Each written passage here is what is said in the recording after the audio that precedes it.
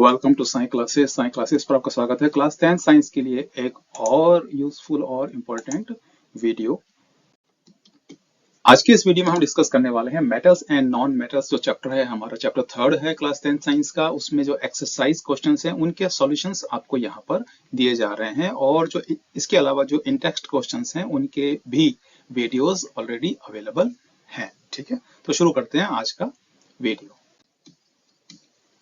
So first question says, which of the following pairs will give displacement reaction? ठीक है, तो आपको यहाँ पर ये चार ऑप्शन यहाँ पर आपको गिवन है, तो इसमें से आपको ये बताना है इन चारों में से कि कौन सा पेयर जो है वो डिस्प्लेसमेंट रिएक्शन देगा। ठीक है, तो इसका आंसर है डी, जिसमें AgNO3 solution and copper metal use में ले रहे हैं। तो यहाँ पर इन दोनों के बीच में यानी कॉपर और सिल्वर नाइट्रेट सॉल्यूशन के बीच में डिस्प्लेसमेंट रिएक्शन होगा।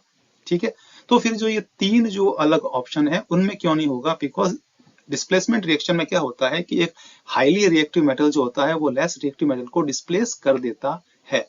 बट यहाँ पर देखते हैं कि कॉपर मेटल है और यहाँ पर है सोडियम। ठीक है, सोडियम एक हाईली रिएक्टिव मेटल है तो कॉपर उसको डिस्प्लेस नहीं कर पाएगा। यहाँ पर एल्यूमिनियम और मैग्नीशियम है, तो मैग्नीशियम हाईली रिएक्टिव है तो एल्यूमिनियम मेटल जो है वो मैग्नीशियम को डिस्प्लेस नहीं कर पाएगा। यहाँ पर है मेटल Fe और सिल्वर है, तो जो सिल्वर है जो वो Fe को डिस्प्लेस नहीं कर पाएगा। लेकिन कॉपर एक हाईली रिएक्टिव मेटल है, इसीलिए वो सिल्वर को डिस्प्लेस कर देगा। So option D is correct. Second question, which of the following methods is suitable for preventing an iron frying pan from rusting? एक हमारे पास में आयरन फ्राइंग पैन है, ठीक है, जिसमें हम जो है खाना पकाते हैं, कुछ भी चीजें, ठीक, खाने पीने की, उसको जंग से बचाने के लिए कौन सा ऑप्शन जो है, कौन सा मेथड हम काम में लेने वाले हैं? तो करेक्ट आंसर है C, applying a coating of zinc. ठीक है, अब अप्लाइंग ग्रीस, तो हम जो है फ्राइंग पैन में ग्रीस अप्लाई नहीं कर सकते हैं, है ना, पेंट भी अप्लाई नहीं कर सकते हैं, और ऑल ऑफ द अबव इसलिए नहीं कर सकते बिकॉज उसमें ग्रीस और पेंट को हम इन्वॉल्व नहीं कर सकते हैं। बट हमारे पास में एक ही ऑप्शन बचता है, applying a coating of zinc. ठीक है, question third says an element reacts with oxygen to give a compound with a high melting point. एक एलिमेंट है, ठीक है, जो आपको ये ऑप्शन गिवन है, इनमें से कोई भी एक एलिमेंट है जो ऑक्सीजन से रिएक्शन करता है और एक कंपाउंड का फॉर्मेशन करता है। उस कंपाउंड का मेल्टिंग पॉइंट काफी हाई होता है। This compound is also soluble in water. ये जो कंपाउंड होता है वो वाटर में सॉल्युबल होता है। तो वो एलिमेंट एक्स जो है वो कौन सा है? ठीक है, तो करेक्ट आंसर जो है हमारा सी है। ठीक है, कैल्शियम है। ठीक है, कैल्शियम जो है वो हमारा आंसर रहेगा यहाँ पर। ठीक है ना, कैल्शियम जो है वो ऑक्सीजन से रिएक्शन करता है और कैल्शियम ऑक्साइड वो एक कंपाउंड का फॉर्मेशन करता है, और कैल्शियम ऑक्साइड को जब हम वाटर के साथ ऐड करते हैं तो वो डिसॉल्व उसमें हो जाता है, सॉल्युबल होता है। ठीक है, now food cans are coated with tin and not with zinc. जो फूड केन्स होते हैं जिसमें खाने पीने की चीजें होती हैं, ठीक है ना, उनके अंदर से कोटिंग टिन की होती है, जिंक की नहीं होती है। क्यों नहीं होती है? तो इसमें से हम देखते हैं, तो हमारा जो आंसर रहेगा वो सी रहेगा, zinc is more reactive than tin. Zinc से क्यों नहीं करते हैं? जिंक से इसलिए नहीं करते हैं कि जिंक जो होता है वो ज्यादा रिएक्टिव होता है। ठीक है, तो अगर अंदर की कोटिंग जो है वो जिंक की होगी तो वो खाने पीने की चीजों के साथ में वो रिएक्शन करेगा। ठीक है, तो इसलिए जो है जो फूड केन्स होते हैं उनके अंदर की कोटिंग टिन से होती है। देखिए, you are given a hammer, a battery, a bulb, wires and a switch. ये आपको दे दिया, हथौड़ा दे दिया, बैटरी दे दी, बल्ब दे दिया, कुछ तार दे दिया और स्विच दे दिया। ठीक है, ये तो आपको कुछ मटेरियल आपको प्रोवाइड कर दिया है। अब ये कहता है how would you use them to distinguish between samples of metals and non metals. अब आप इनका यूज करके किस तरह से पता करेंगे कि भाई कौन सा सैंपल आपको जो दिया गया है वो मेटल है या नॉन मेटल है। ठीक है, यानी आपको कुछ सैंपल दिए जाएंगे मेटल और नॉन मेटल के। तो देखिए, सबसे पहले हम क्या करते हैं, beat the sample with hammer. अब हमको हथौड़ा दिया गया था तो हम हैमर से उसको बीट करते हैं, उसको पीटते हैं। If it does not break, अगर वो टूटता नहीं है, एंड चेंज इनटू शीट, और वो शीट में कन्वर्ट हो जाता है, पतली चादर बन जाती है, इट इज अ मेटल। तो वो जो सैंपल है वो क्या है? मेटल। लेकिन अगर मान लीजिए if breaks on hammering, it is non metal. अगर मान लो वो हैमर से, हथौड़े से पीटने पर वो टूट जाता है तो वो नॉन मेटल है। तो ये तो एक इजी मेथड हो गया मेटल और नॉन मेटल को डिस्टिंग्विश करने का। नाउ अब देखिए, अब हमको इसके अलावा बैटरी है, बल्ब है, वायर है और स्विच है, ये हमको गिवन है, ठीक है। तो हम क्या करते हैं, we can use the battery, bulb, wires and switch to set up a circuit. हम इनको मिलाकर के एक सीरीज में सर्किट बना लेते हैं, ठीक है, विद द सैंपल। सैंपल यानी कि जो आपको मेटल और नॉन मेटल है हमको मालूम नहीं है, लेकिन अभी जो सैंपल है उनको हम जो है बारी बारी से यूज करते जाएंगे। If the sample conducts electricity then it is metal. तो आप जानते हैं कि मेटल जो होता है वो इलेक्ट्रिसिटी का गुड कंडक्टर होते हैं, ठीक है। कंडक्टिविटी अलग अलग हो सकती है, फिर भी वो करंट को पास करेगा, कैसा भी मेटल हो वो करंट को पास करेगा, ठीक है। तो हम इजीली पता कर सकते हैं कि जो सैंपल हमको गिवन है वो मेटल है। If bulb does not glow then it is non metal. अगर मान लीजिए जो सैंपल हम उस सर्किट में यूज कर रहे हैं और बल्ब जलता नहीं है, इसका मतलब वो नॉन मेटल है, ठीक है। फिफ्थ क्वेश्चन में देखिए, ये कह रहा है, अगेन इसका बी पार्ट है, you are given hammer, battery, bulb, switch, wire, ये सब आपको दिए गए हैं, ठीक है, ये तो आपको दे दिए गए थे। ये कह रहा है assess the usefulness of these test in distinguish between metal and non metal. तो आपको जो ये मटेरियल दिया गया जिसकी हेल्प से आपको मेटल और नॉन मेटल को फाइंड आउट करना है, डिस्टिंग्विश करना है, ठीक है। तो ये कितने यूजफुल हैं, ये जो आपको चीजें दी गई है वो कितनी यूजफुल रही आपके लिए, ठीक है ना। देखिए, the above tests are useful in distinguishing between metals and non-metals as these are based on the physical properties। तो जितने भी अभी हमने ये टेस्ट किए और जिससे हमने मेटल और नॉन मेटल को फाइंड आउट किया है, डिस्टिंग्विश किया है, तो ये फिजिकल प्रॉपर्टी पर बेस्ड था।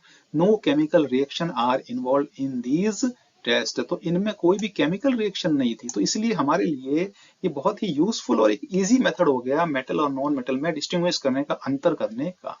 समझ में आ गया आपको, ठीक है।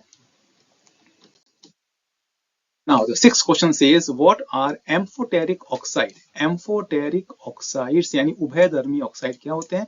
Give examples of two amphoteric oxides। आपको दो उदाहरण भी देने हैं, देखिए। The oxides which show acidic and basic both characters, ठीक है, यानी ऐसे ऑक्साइड्स हैं जो एसिडिक करेक्टर भी शो करते हैं और बेसिक करेक्टर भी शो करते हैं, and react with base and acid to form salt and water. अगर वो जो ऑक्साइड्स हैं वो किसी बेस से रिएक्ट करेंगे तो भी सॉल्ट और वाटर का फॉर्मेशन होगा, अगर वो एसिड से रिएक्शन करेंगे तो भी सॉल्ट और वाटर का फॉर्मेशन होगा, इसीलिए उनको एम्फोटेरिक ऑक्साइड्स कहते हैं। तो इसमें एग्जांपल है aluminium oxide and zinc oxide, ठीक है, ये एम्फोटेरिक है, ठीक है। यहाँ पर आपको मैं बता दूं कि जो मेटेलिक ऑक्साइड्स होते हैं वो बेसिक नेचर के होते हैं और जो नॉन मेटेलिक ऑक्साइड्स होते हैं वो एसिडिक नेचर के होते हैं। बट यहाँ पर एल्यूमिनियम एक मेटल है, जिंक भी एक मेटल है, बट इनके ऑक्साइड्स एम्फोटेरिक नेचर के होते हैं, ठीक है। तो यहाँ पर देखिए ये रिएक्शन है, हमने एक एग्जांपल ले लिया है एल्यूमिनियम ऑक्साइड का। यहाँ पर वो एसिड से रिएक्ट करता है तो एक सॉल्ट एल्यूमिनियम क्लोराइड का फॉर्मेशन होता है और वाटर का फॉर्मेशन होता है। अब यहाँ पर हमने क्या किया, एल्यूमिनियम ऑक्साइड लिया है हमने सेम, लेकिन यहाँ पर हमने उसकी रिएक्शन करवाई है एक बेस से, तो यहाँ पर भी एक सॉल्ट का फॉर्मेशन हो गया है, ठीक है, और वाटर का फॉर्मेशन हो गया। इसका मतलब कि ये एम्फोटेरिक ऑक्साइड है। Now the seventh question says name two metals which displace hydrogen from dilute acid and two metals which will not। ठीक है, तो हमको दो मेटल बताने हैं जो डायल्यूट जो एसिड है उसमें से हाइड्रोजन को डिस्प्लेस कर देगा, और दो ऐसे मेटल जो हाइड्रोजन को डिस्प्लेस नहीं कर सकते। देखिए, metals which displaces hydrogen from dilute acids, sodium and potassium. मान लीजिए कोई एसिड है, उसकी रिएक्शन सोडियम या पोटेशियम से होती है तो वो हाइड्रोजन को डिस्प्लेस कर देंगे, ठीक है। अब इसका दूसरा पार्ट कहता है metals which does not displace hydrogen from dilute acid, वो है कॉपर और सिल्वर, ठीक है। तो ये मेटल जो हैं कॉपर और सिल्वर वो हाइड्रोजन को उनके एसिड से डिस्प्लेस नहीं करते हैं, ठीक है। ये आपको याद रखना है, ठीक है ना। Now the question 8th, in the electrolytic refining of a metal M, एक मेटल एम है, इसका हम विद्युत जो है अपघटन से उसको हम उसको रिफाइन कर रहे हैं, ठीक है ना, इलेक्ट्रोलाइटिक रिफाइनिंग कर रहे हैं। Now what would you take as anode, cathode and electrolyte. तो देखो इलेक्ट्रोलाइटिक रिफाइनिंग करते हैं तो उसमें हमको एनोड की रिक्वायरमेंट होती है, कैथोड की रिक्वायरमेंट होती है, ठीक है, यानी वो दो रॉड्स होती हैं, इलेक्ट्रोड्स जिनको हम कहते हैं, और एक इलेक्ट्रोलाइटिक सॉल्यूशन होता है। तो मेटल एम है तो हम एनोड क्या होगा, कैथोड क्या होगा, और इलेक्ट्रोलाइटिक सॉल्यूशन क्या होगा। In the electrolyte refining of a metal M, देखिए अब यहाँ पर हम जो एनोड काम में लेंगे वो इम्प्योर मेटल एम होगा, है ना, एम जो मेटल है वो इम्प्योर होगा, उसका हम बनाएंगे एनोड, यानी हम उसको बैटरी के पॉजिटिव एंड से टर्मिनल से कनेक्ट करेंगे तो वो एनोड की तरह काम करेगा, ठीक है। और एक पतली स्ट्रिप लेंगे प्योर मेटल एम की, उसी मेटल एम की एक पतली सी स्ट्रिप होगी, उसको हम बैटरी के निगेटिव टर्मिनल से जोड़ेंगे तो वो कैथोड के रूप में काम करेगा, और उसी मेटल का एक सॉल्यूशन होगा उसके सॉल्ट का, वो इलेक्ट्रोलाइट के रूप में काम करेगा, ठीक है। इस चीज को ध्यान रखना है। तो इसमें हमेशा क्या होता है, एनोड जो होता है वो इम्प्योर मेटल का होता है, उसी वो जो मेटल है इम्प्योर स्टेट में उससे होगा, ठीक है। तब जब हम इसमें करंट पास करेंगे तो वहां से मेटेलिक आयंस होंगे जो कि पॉजिटिव आयंस होते हैं, वो निकल करके कैथोड पर जमा होना शुरू हो जाएंगे, इससे हमको प्योर मेटल मिल जाएगा, ठीक है ना। Now the 9th question, Pratyush took sulfur powder on a spatula and heated it, ठीक है। He collected the gas evolved by inverting a test tube over it as shown in the figure below। तो ये figure है, यहाँ पर आपको दिख रहा है, एक चम्मच में उसने जो है सल्फर लिया, उसको गर्म किया है, एक गैस जो बनती है उसको इस टेस्ट ट्यूब में उल्टा करके उसने इकट्ठा कर लिया। अब देखिए what will be the action of gas on, उस गैस का एक्शन ड्राई लिटमस पर पेपर पे क्या होगा और मॉइस्ट लिटमस पेपर पे क्या होगा, एक तो हमको इसको एक्सप्लेन करना है, दूसरा इसका पार्ट है right a balanced chemical equation for the reaction taking place. अब जो रिएक्शन होगी वो भी हमको बतानी है। देखिए सबसे पहले हम देख लेते हैं, there will be no action of gas on dry litmus paper, जो गैस है उसका ड्राई लिटमस पेपर पे कोई एक्शन नहीं होगा, ठीक है। But on moist litmus paper the gas will change it to red, लेकिन जो मॉइस्ट लिटमस पेपर है उस पर हम वो जो गैस पास करेंगे, ठीक है ना, सल्फर को गर्म करने पर जो गैस मिली थी उसको पास करेंगे तो वो पेपर जो है लिटमस पेपर वो रेड में कन्वर्ट हो जाएगा, ठीक है ना। और रिएक्शन जो है इस एक्टिविटी में सल्फर जो है ऑक्सीजन से रिएक्ट करेगा, जब बर्न करेंगे तो ऑक्सीजन से रिएक्शन करेगा तो सल्फर डाइऑक्साइड गैस बनेगी। तो इन दोनों टेस्ट में हमने सल्फर डाइऑक्साइड को ही पास किया है ड्राई लिटमस पेपर पे और मॉइस्ट लिटमस पेपर पे, ठीक है। State 2 ways to prevent the rusting of iron, यानी लोहे पर जंग लगने के लिए आपको दो तरीके बताने हैं। देखिए पहला है oiling, greasing and painting. By applying oil, grease or paint, the surface becomes waterproof and the moisture and oxygen present in the air cannot come into direct contact with iron। तो आप क्या करते हैं कि लोहे की चीजों पर या तो आप ग्रीस लगाते हैं या ऑयल लगाते हैं या फिर हम उसको पेंट कर देते हैं, तो आयरन जो है, लोहा जो है, वो एटमॉस्फेयर में प्रेजेंट मॉइस्चर और ऑक्सीजन के डायरेक्ट कांटेक्ट में नहीं आता है, इससे वो उस पर जंग नहीं लगता है, ठीक है। एक तरीका तो ये हो गया। सेकंड है गैल्वेनाइजेशन, एक मेथड है galvanisation. An iron article is coated with layer of zinc. आप ध्यान रखना गैल्वेनाइजेशन में हम आयरन के किसी भी आर्टिकल को, किसी भी वस्तु को हम जिंक की लेयर से कोट कर देते हैं, है ना, which prevents the iron to come in contact with oxygen and moisture. इससे क्या होता है कि आयरन जो होता है वो डायरेक्ट कॉन्टेक्ट में नहीं आ पाता है ऑक्सीजन और मॉइस्चर के, इससे जो है उस पर जंग नहीं लगती है, ठीक है। तो ये तरीके इसमें हो गए, ये हमारे डेली लाइफ के तरीके हैं जो हम काम में लेते हैं। Now 11th question, what types of oxides formed when non metals combined with oxygen. ये कह रहा है कि नॉन मेटल जो होता है, ठीक है ना, जो अधातु होते हैं वो अगर ऑक्सीजन से कंबाइंड होते हैं तो किस टाइप के ऑक्साइड्स का फॉर्मेशन होता है। Acidic oxides are formed when the non metals combined with oxygen. हमेशा ध्यान रखें, नॉन मेटल जब ऑक्सीजन से रिएक्ट करेगा तो जो ऑक्साइड का फॉर्मेशन होगा, नॉन मेटेलिक ऑक्साइड, वो हमेशा एसिडिक नेचर के होंगे। तो यहाँ पर सल्फर और जो कॉपर है वो नॉन मेटल है, ऑक्सीजन से रिएक्शन करते हैं, सल्फर डाइऑक्साइड और कार्बन डाइऑक्साइड बनता है। ये दोनों ही जो है एसिडिक नेचर की होती है। ठीक है, जब तो अगर इनकी मात्रा जो है एटमॉस्फेयर में बढ़ जाती है तो एसिडिक रेन होती है। ठीक है ना। Now give reason. Platinum, gold and silver are used to make jewellery. क्या कारण है कि प्लेटिनम, गोल्ड और सिल्वर से ज्वेलरी बनती है? ये मेटल हैं और दूसरे मेटल भी तो हैं। Sodium, potassium and lithium are stored under oil.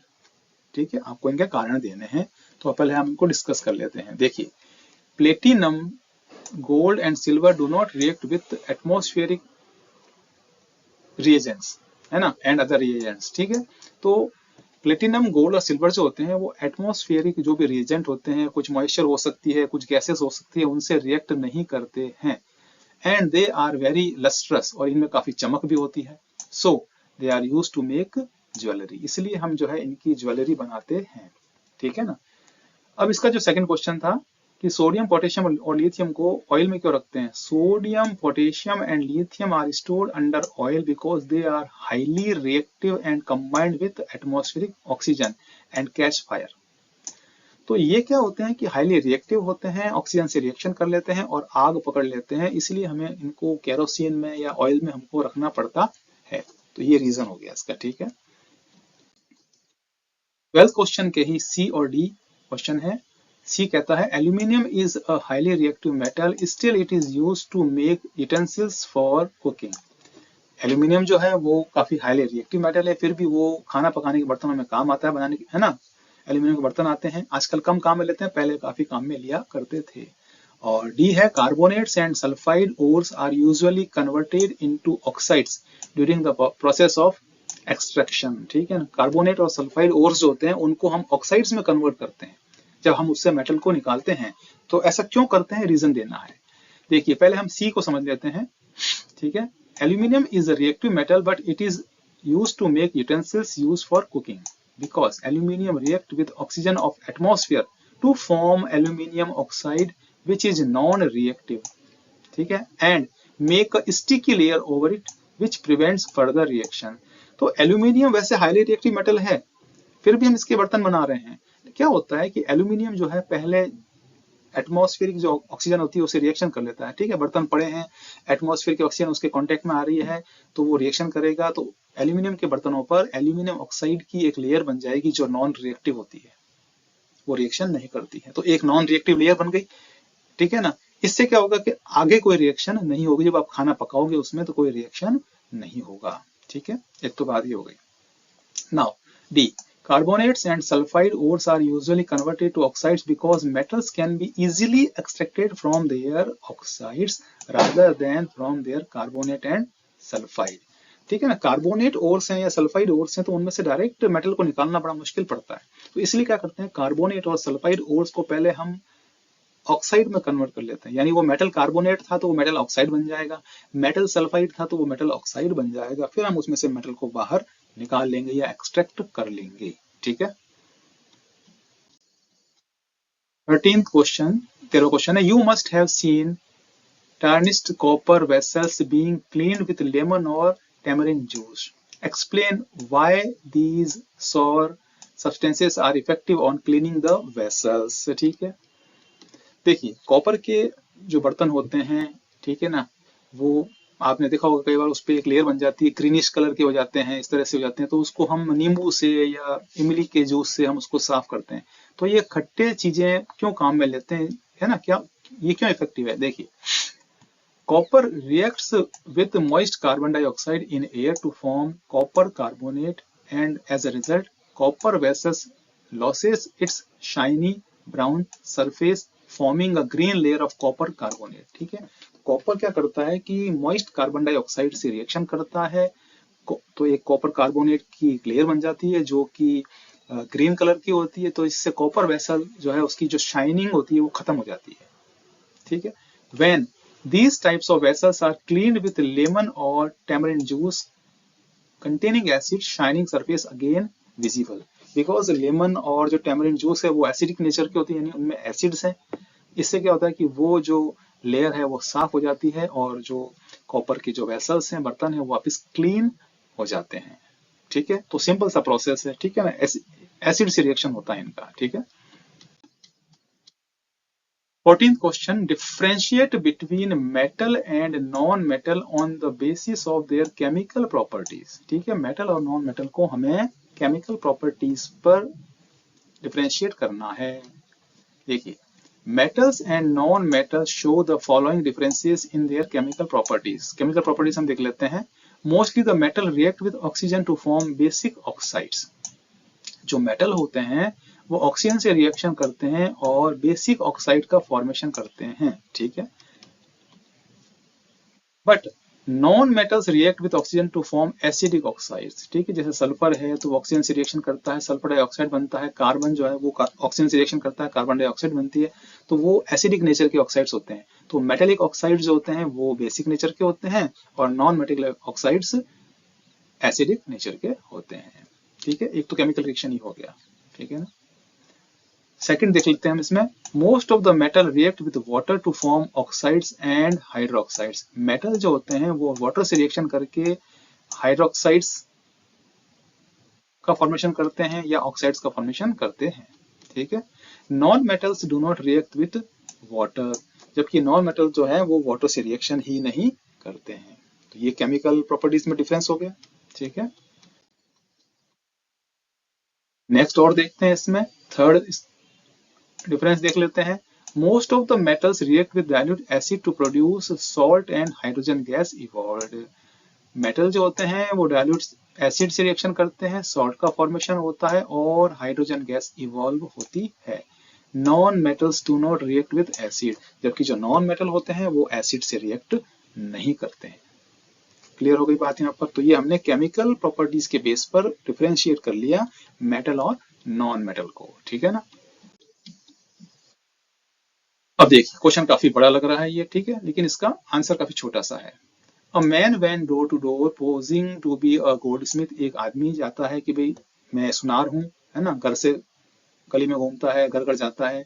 He promise to give back the glitter to old and dull gold ornaments. वो कहता है कि भाई आपके जो पुराने सोने के जो आभूषण हैं उनकी मैं चमक वापस लौटा सकता हूँ, है ना, काफी चमकीले बना सकता हूँ। An unsuspecting housewife give a set of gold bangles to him which he dipped in a particular solution। एक हाउसवाइफ जो है, महिला जो है, वो अपने चूड़ियां देती है सोने की, तो वो जो सुनार है वो एक पर्टिकुलर किसी सॉल्यूशन में उसको डिप करता है। The bangles sparkled like new, एकदम चमक जाती है वो, but their weight was reduced, लेकिन उनका जो वजन है वो कम हो जाता है काफी। The lady was upset but after futile argument, the man beat a hasty retreat। Can you play the detective to find out the nature of the solution he had used। अब काफी बहस होती है दोनों में, फिर वो हार मान लेता है सुनार और वापस उसको भाई वो चार्जेस जो भी होते हैं उसको दे देता है। ठीक है, तो अब आपको बताना है कि वो जो सॉल्यूशन था जिसमें उसने डिप किया था वो सॉल्यूशन था क्या। ठीक है, देखिए, the man must have dipped the gold bangles, which is a mixture of concentrated hydrochloric acid and concentrated nitric acid, in ratio 3:1। This mixture is known as aqua regia। ठीक है, तो डेफिनेटली गोल्ड स्मिथ जो था, वो जो आदमी था, उसने वो जो चूड़ियां डुबोई थी सॉल्यूशन के अंदर, वो एक्वा रेजिया है, जो कि कंसंट्रेटेड हाइड्रोक्लोरिक एसिड और कंसंट्रेटेड नाइट्रिक एसिड का मिक्सचर होता है, which dissolving gold, that is why the bangles sparkle. एक तो उसमें गोल्ड जो होता है वो डिसॉल्व हो जाता है, ठीक है ना, और उसकी जो सरफेस है वो चमकने लग जाती है। ठीक है, due to dissolving of gold their weight was reduced. अब गोल्ड उसमें से काफी निकल जाता है तो गोल्ड ऑर्नामेंट्स का वेट भी रिड्यूस हो जाता है। ठीक है, तो ये सिंपल सा क्वेश्चन है। Now, give the reason why copper is used to make hot water tanks, but steel and alloy of iron is not. ये कह रहा है कि भाई कॉपर जो होता है उसका हम हॉट वाटर टैंक बना सकते हैं, लेकिन जो स्टील है, अलॉय है आयरन का, उसका नहीं बना सकते। देखिए, copper does not react with cold water, hot water और स्टीम। कॉपर जो होता है वो cold water, hot water, steam से रिएक्शन नहीं करता है। So it is use to make water tanks, इसलिए उसका हम वाटर टैंक बना सकते हैं। बट स्टील है ना, N alloy of iron, steel क्या है, लोहे का एक मिश्र धातु है, अलॉय है, is not use because the iron react with hot water. लेकिन जो लोहा होता है वो गर्म पानी से रिएक्शन करता है, ठीक है ना। तो क्योंकि स्टील में लोहा तो है ही है, ठीक है।